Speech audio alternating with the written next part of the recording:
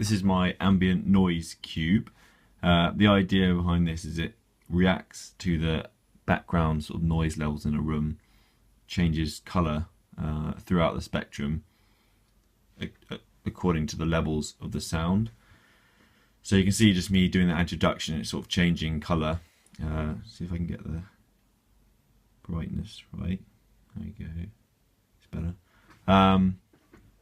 It's meant to be white when there's no noise, and it goes blue, green, yellow, orange, red. So kind of adding more yellow as you speak. You can see it's changing. It looks more like purple at the moment through the frosting, but it's white. Then it goes through to green as I speak louder, yellow, and then red. So this is the most reactive mode. I've got a potentiometer underneath so you can adjust what the sort of sensitivity of the microphone is.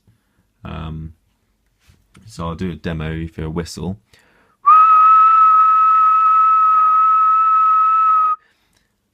Goes completely red and then back to blue.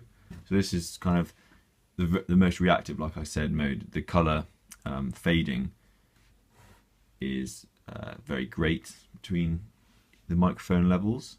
If I play a bit of music, so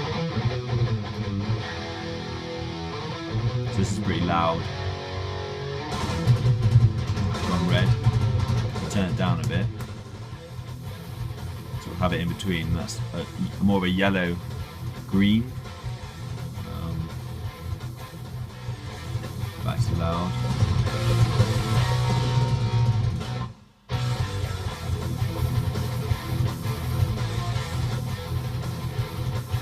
So that's kind of in between. I'll just adjust the volume. Okay, I'll pause that to avoid any copyright. Like I say, I can adjust this pot. Different modes affect the gain of the microphone. So that's quite a low gain now, and the amount of, well, the rate at which the colours will change is also slower. So you can see it's still reacting a tiny bit, but not quite as much. And then if I go to this mode, this is the slowest. So the gain's quite high, but the actual rate at which it will change colour is very, very low. So what that means is, a quick loud noise like that isn't going to change the colour. But if you have a continual loud noise, like I won't play the music, I'll whistle.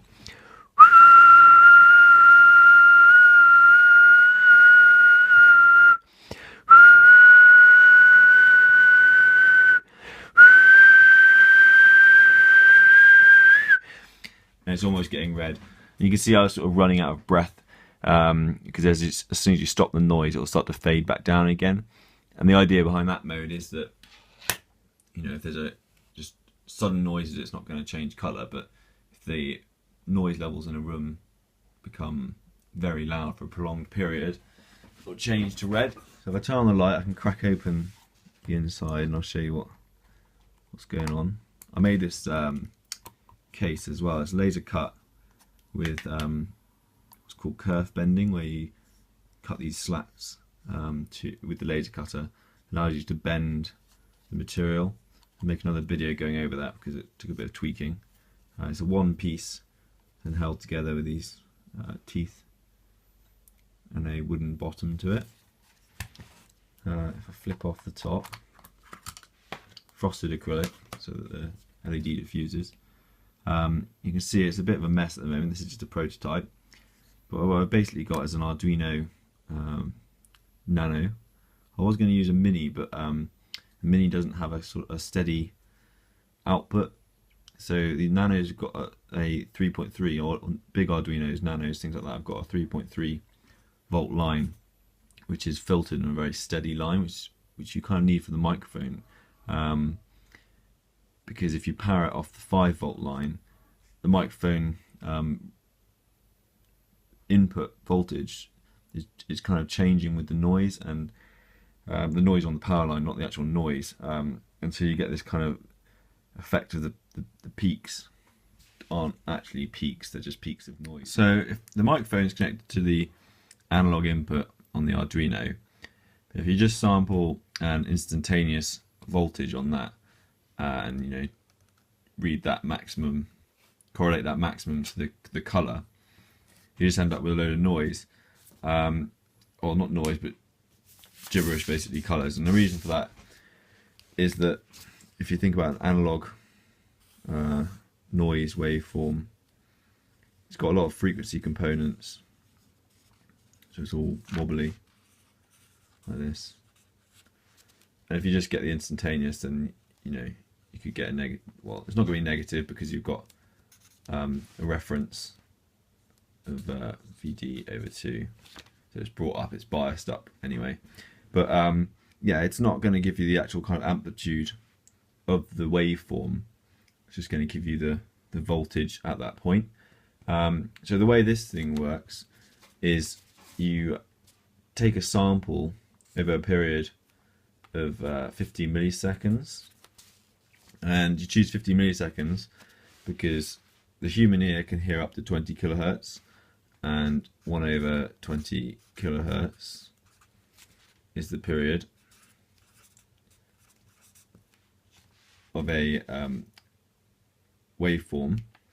So that's 50 milliseconds, and that means that the audio waveform made up of lots of different frequencies, you want to know what the maximum amplitude of any of those frequencies are, which you can hear.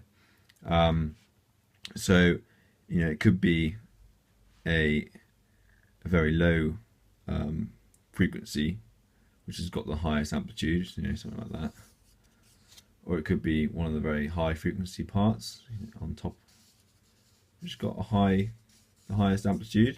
So within that 50 millisecond period, you measure the minimum point and the maximum voltage reading, and then you just take them away. So max V minus min V, and that gives you the actual maximum amplitude of the audio signal. This is also the reason, again, why I'm using the 3.3 volt line. Like I said earlier, the 5 volt line I found was too noisy. So if you're thinking that 50 millisecond window, if the input voltage is going to change, then it's going to affect these peaks, the high and low peaks, and you get, you know, the wrong amplitude reading essentially. And I found that powering the LED from the Arduino was, you know, the current draw from each LED was changing, affecting the voltage line and causing it to just give gibberish results. So the idea behind this casing was not just to kind of create an interesting shape, which it does, and you know, the kerf bending kind of wanted to play around with.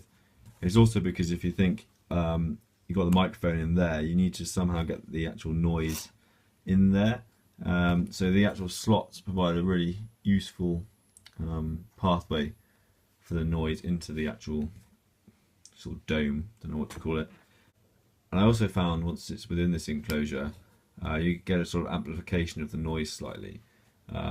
Without the enclosure, it's not quite as sensitive if you're making noise, you know, across the room. But with this enclosure, you're getting a bit of, I guess, reverberance on the acrylic, things like that, which is amplitude or causing the microphone to detect noises from further away. So that's my ambient noise indicator. I think I'll call it something like sound bits or sound spectrum. You can read on my blog for full details if you're interested in more, and the casing as well. Like I say, this is another prototype I've got. I'm going to go over so you can see the bending. Pretty cool. I'm going to go over that technique, what I sort of learnt from that as well. You know, another post, another video. Okay.